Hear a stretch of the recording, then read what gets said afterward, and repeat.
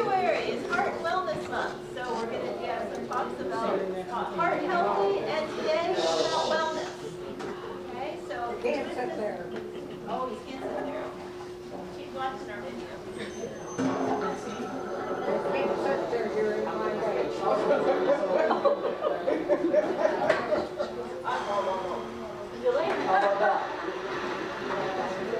Here's an intriguing fact. In the developed world, everywhere, women live an average of 6 to 8 years longer than men do. 6 to 8 years longer. That's like a huge gap. In 2015, The Lancet published an article showing that men in rich countries are twice as likely to die as women are at any age. But there is one place in the world where men live as long as women. It's a remote mountainous zone, a blue zone, where super longevity is common to both sexes. This is the blue zone in Sardinia, an Italian island in the Mediterranean between Corsica and Tunisia, where there are 6 times as many centenarians as on the Italian mainland, less than 200 miles away. There are 10 times as many centenarians as there are in North America. It's the only place where men live as long as women. But why? My curiosity was piqued. I decided to research the science and the habits of the place. And I started with the genetic profile. I discovered, soon enough, that genes account for just 25% of their longevity. The other 75% is lifestyle. So what does it take to live to 100 or beyond? What are they doing right? What you're looking at is an aerial view of Villa Grande. It's a village at the epicenter of the blue zone where I went to investigate this. And as you can see, architectural beauty is not its main virtue. Density is. Tightly spaced houses, interwoven alleys and streets. It means that the villagers' lives constantly intersect. And as I walked through the village, I could feel hundreds of pairs of eyes watching me from behind doorways and curtains, from behind shutters. Because like all ancient villages, Villa Grande couldn't have survived without this structure, without its walls, without its cathedral, without its village square. Because defense and social cohesion defined its design. Urban priorities changed as we moved towards the Industrial Revolution because infectious disease became the risk of the day. But what about now? Now, social isolation is the public health risk of our time. Now, a third of the population says they have 2 or fewer people to lean on. But let's go to Villa Grande now as a contrast to meet some centenarians. Meet Giuseppe Marino, he's 102, a super centenarian and a lifelong resident of the village of Villa Grande. He was a gregarious man. He loved to recount stories, such as how he lived like a bird from what he could find on the forest floor during not 1 but 2 world wars. How he and his wife, who also lived past 100, raised 6 children in a small, homey kitchen where I interviewed him. Here he is with his sons, Angelo and Domenico, both in their 70s and looking after their father, and who were, quite frankly, very suspicious of me and my daughter who came along with me on this research trip. Because the flip side of social cohesion is a wariness of strangers and outsiders.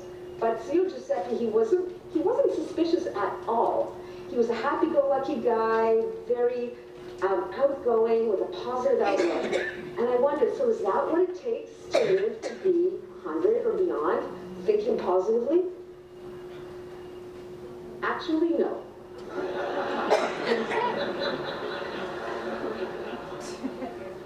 Meet Giovanni Corrias, he's 101, the grumpiest person I have ever met.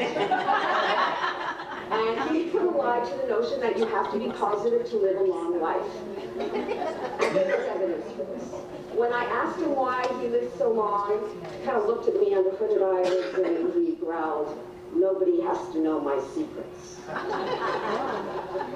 But despite being a sourpuss, the niece who lived with him and looked after him called him Il Tesoro, my treasure. And she respected him and loved him. And she told me when I questioned this obvious loss of her freedom, "You just don't understand, do you? Looking after this man is a pleasure. It's a huge privilege my heritage. And indeed, wherever I went to interview these centenarians, I found a kitchen party. Here's Giovanni with his two nieces, Maria above him and beside him, his great niece, Sarah, who came when I was there to bring fresh fruits and vegetables. And I quickly discovered, by being there, that in the blue zone, as people age, and indeed across their lifespans, they're always surrounded by extended family, by friends, by neighbors, the priest, the barkeeper, the grocer. People are always there or dropping by. They are never left to live solitary lives. This is unlike the rest of the developed world, whereas George Burns quipped, happiness is having a large, loving, caring family in another city. Now, so far, we've only met men, long-living men, but I met women too. And here you see Tia Teresa. She, at over 100, taught me how to make the local specialty, which is called culurgiones, which are these large pasta pockets, like ravioli about this size, and they're filled with high-fat ricotta and mint and drenched in tomato sauce. And she showed me how to make just the right crimp so they wouldn't open. And she makes them with her daughters every Sunday and distributes them by the dozens to neighbors and friends. And that's when I discovered a low-fat, gluten-free diet is not what it takes to live to 100 in the blue zone. Now, these centenarian stories, along with the science that underpins them, prompted me to ask myself some questions too, such as, when am I going to die, and how can I put that day off? And as you will see, the answer is not what we expect. Julianne Holt-Lunstead is a researcher at Brigham Young University, and she addressed this very question in a series of studies of tens of thousands of middle-aged people, much like this audience here. And she looked at every aspect of their lifestyle, their diet, their exercise, their marital status, how often they went to the doctor, whether they smoked or drank, etc. She recorded all of this, and then she and her colleagues sat tight and waited for 7 years to see who would still be breathing. And of the people left standing, what reduced their chances of dying the most? That was her question. So let's now look at her data in summary, going from the least powerful predictor to the strongest, okay? So clean air, which is great, it doesn't predict how long you will live. Whether you have your hypertension treated is good, still not a strong predictor. Whether you're leaner, overweight, you can stop feeling guilty about this because it's only in third place. How much exercise you get is next, still only a moderate predictor. Whether you've had a cardiac event and you're in rehab and exercising, getting higher now. Whether you've had a flu vaccine. Did anybody here know that having a flu vaccine protects you more than doing exercise? Whether you were drinking and quit, or whether you're a moderate drinker, whether you don't smoke, or if you did, whether you quit. And getting towards the top predictors are two features of your social life. First, your close relationships. These are the people that you can call on for a loan if you need money suddenly, who will call the doctor if you're not feeling well, or who will take you to the hospital, or who will sit with you if you're having an existential crisis, if you're in despair. Those people, that little clutch of people, are a strong predictor, if you have them, of how long you'll live. And then something that surprised me, something that's called social integration.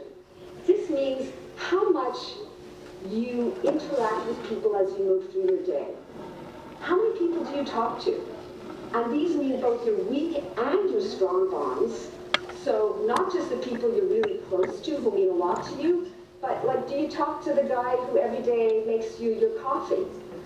Do you talk to the postman? Do you talk to the woman who walks by your house every day with her dog? Do you play bridge or poker or have a book club? Those interactions are one of the strongest predictors of how long you live. Now this leads me to the next question.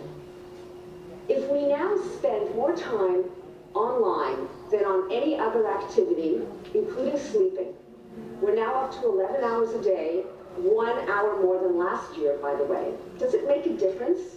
Why distinguish between interacting interacting in person and interacting via social media? Is it the same thing as being there if you're in contact constantly with your kids through text, for example? Well, the short answer to the question is no, it's not the same thing. Face-to-face contact releases a whole cascade of neurotransmitters. And like a vaccine, it protects you now in the present and well into the future. So simply making eye contact with somebody, shaking hands, giving somebody a high five is enough to release oxytocin, which increases your level of trust, and it lowers your cortisol levels. So it lowers your stress. And dopamine is generated, which gives us a little high, and it kills pain. It's like a naturally produced morphine. Now, all of this passes under our conscious radar, which is why we conflate online activity with the real thing. But we do have evidence now, fresh evidence that there is a difference. So let's look at some of the neuroscience. Elizabeth Redkay, a neuroscientist at the University of Maryland, tried to map the difference between what goes on in our brains when we interact in person versus when we're watching something that's static. And what she did is she compared the brain function of two groups of people. Those interacting live with her or with one of her research associates in a dynamic conversation. And she compared that to the brain activity of people who were watching her talk about the same subject, but in a canned video, like on YouTube. So, and by the way, if you want to know how she fit two people in an MRI scanner at the same time, talk to me later. So, what's the difference?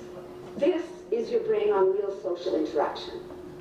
What you're seeing is the difference in brain activity between interacting in person and taking in static content. In orange, you see the brain areas that are associated with attention, social intelligence, that means anticipating what somebody else is thinking and feeling and planning, and emotional reward. And these areas become much more engaged when we're interacting with a live partner.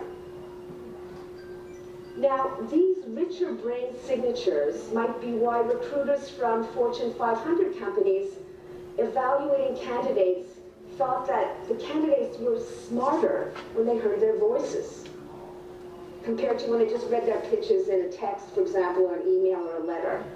Now, our voices and body language convey a rich signal. It shows that we're thinking, feeling, sentient human beings who are much more than an algorithm.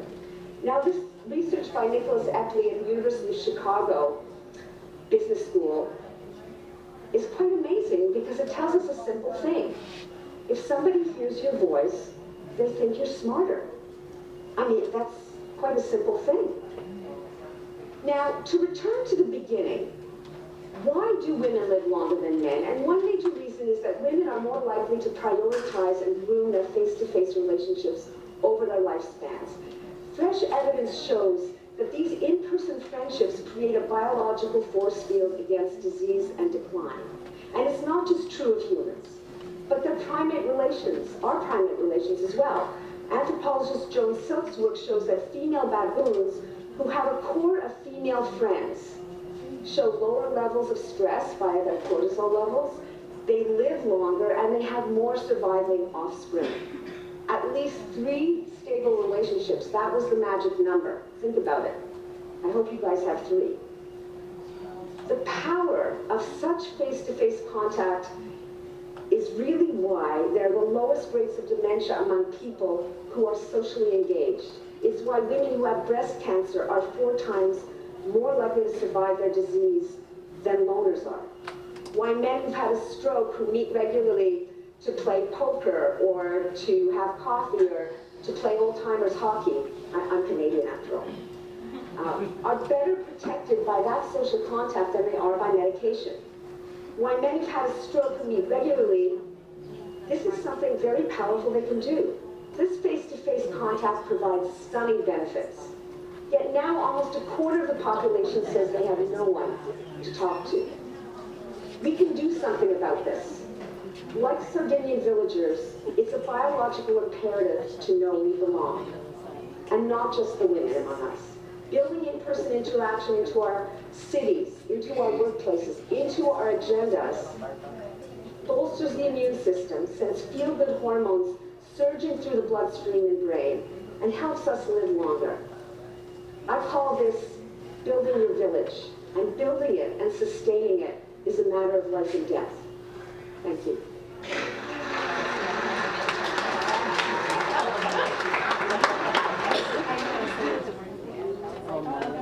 All right, so I need everybody to divide up. We're going to do a little interacting now so we can all live longer, right? Yeah. All right. Give your neighbor a high five. All right. High five. High five, Vera. Air five. Air five.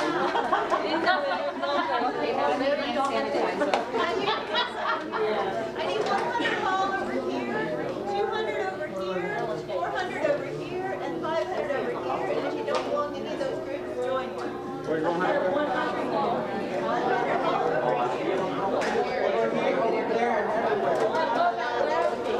Pick one. There's where's Donna?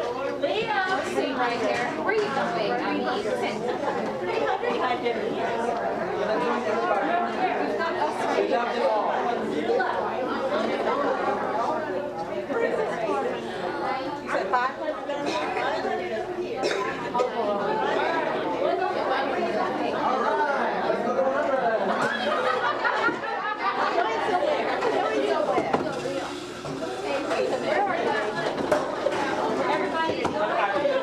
Come over here, right? 200. Stay here. Trisha, go to 100.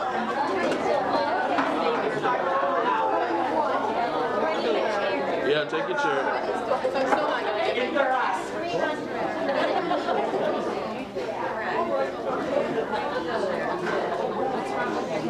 My tire's wet.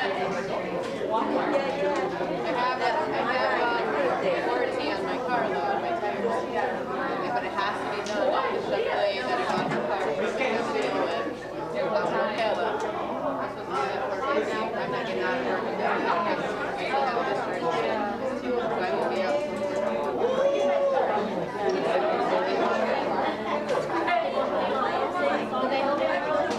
Brittany. Brittany. 100. Unique, 4. Unique, 4. Jazz, 5. Yeah, you 100's over there. and then you check in. They take your car immediately. 4's right here, ain't it? 4's right here. 5's over there. You're right. You're there. You need 4. Yesterday, because I ended up working 10 hours yesterday, so I had to cancel it. And I rescheduled it for today. I'm actually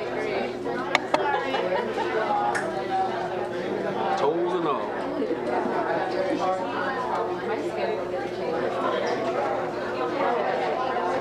Ray Ray, go over there with 200.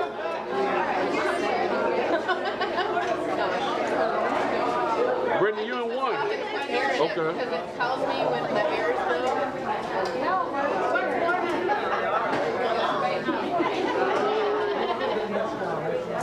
Well, what's this group here?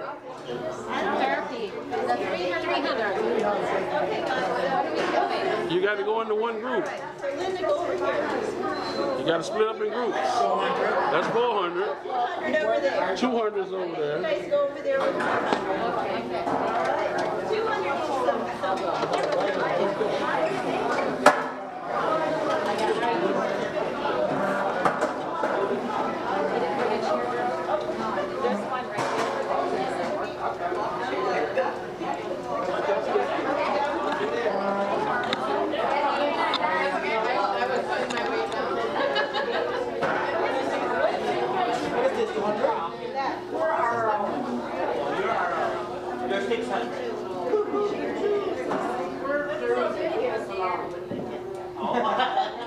We're in February. There are 30 days left until the morning.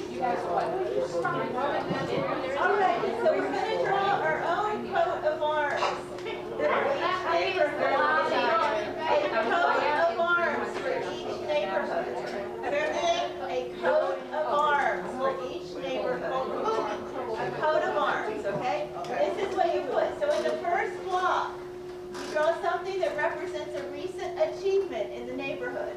Okay, in the second block, you draw something that represents your values in your neighborhood. What neighborhood? Okay.